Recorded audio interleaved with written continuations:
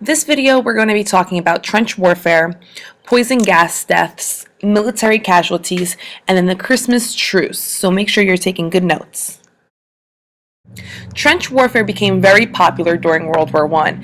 The sides would dig trenches into the ground and they would set up mines and barbed wire so that if anyone was racing across the field to try to get into their trenches, their enemies, they would have obstacles before they actually reached the trenches. It was a way to fight, but to still remain semi-protected while fighting. And it wasn't just digging a hole in the ground and that's it. They were very intricate. There were multiple levels of trenches in which they were connected, and you could kind of tell by this this graph over here, this painting, this drawing, picture, whatever you want to call it. You would have the barbed wire that would be set up. You would have the actual trenches, which would lead to other trenches in which you would have the support trench or the reserve trench. The trenches further back away from their enemy would be for things like hospitals, or the generals or the colonels would be there. The area in between both sides of the trenches would be known as no man's land.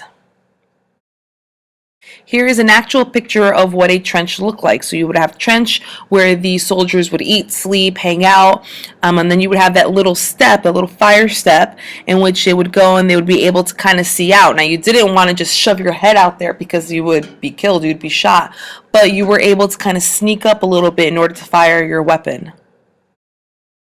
So this is a picture of the French that are firing over their own dead. If you were shot and killed in the trench, which it did happen, it wasn't that difficult. You did have to, look at how their heads were sticking up. Eventually they would try to pick them up and throw them out onto no man's land, out into the ground, because they would stink up the area that they were in. And they would have to work around them. They were taking up space. So they would throw them up over there during the battle. Then they would go and they would try to retrieve them and bring them back. Trenches were very popular. As we were saying, that was the main method of fighting during World War I. And so trenches were built everywhere. This is an aerial picture of France, and you can see all the trenches that are around. All these squiggly lines, those are trenches. And the condition was disgusting. You have a couple of quotes here from men that were in the trenches, and they talk about the rats. The rats were huge. They were so big they could eat a wounded man if they couldn't defend themselves. So it's not like you were even there and you were okay, because they would literally try to eat you. They would chew on you.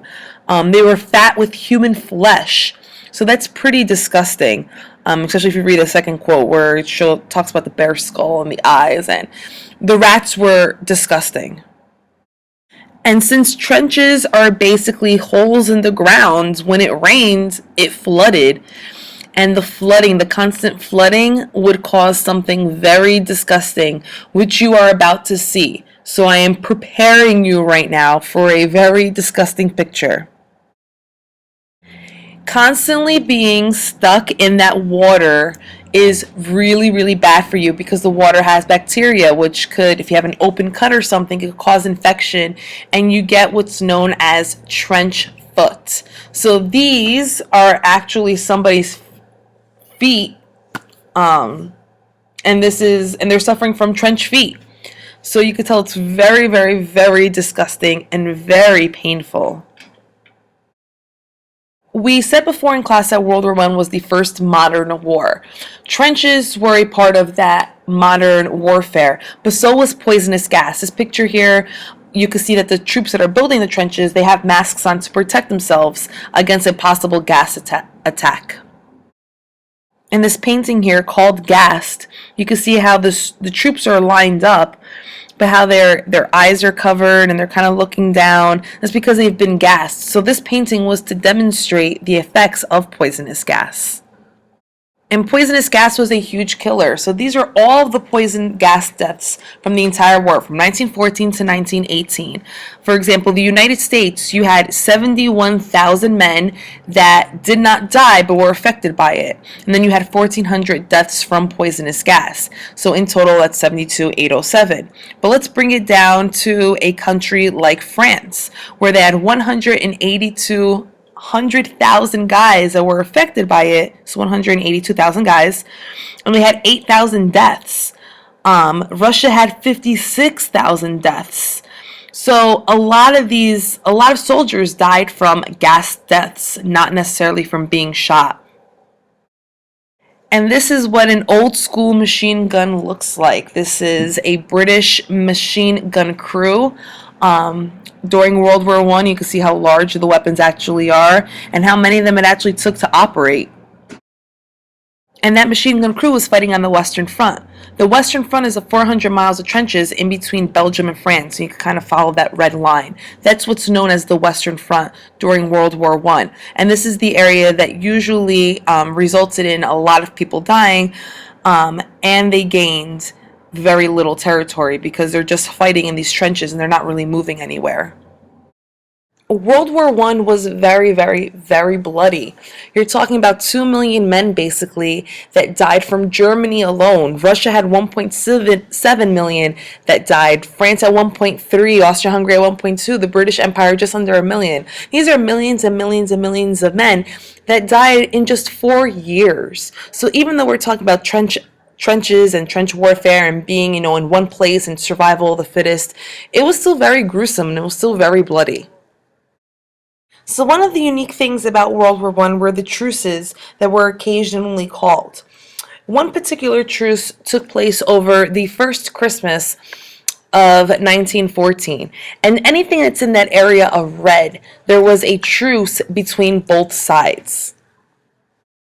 This idea of a Christmas truce was, is absolutely amazing. You imagine that these people have such hatred for each other. They're fighting each other. They would shoot each other in the heads if given the chance. But during Christmas time, everything is going to be okay and we're going to stop. This picture, you have German and British troops standing together.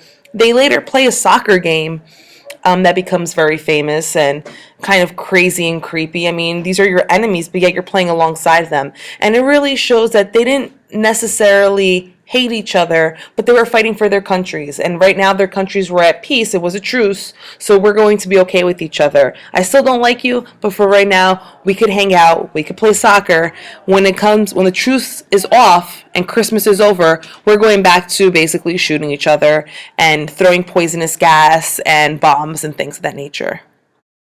And this slide just further explains the Christmas truce. When you're talking about one of the most remarkable incidents in history, how they were exchanging gifts. There was an international soccer match, but right after the war started again.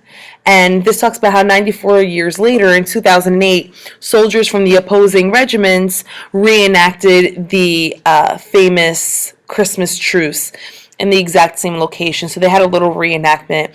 And it was just very interesting how during that period of time, they can stop, they could be friendly with one another, but then going back to such brutality the day after.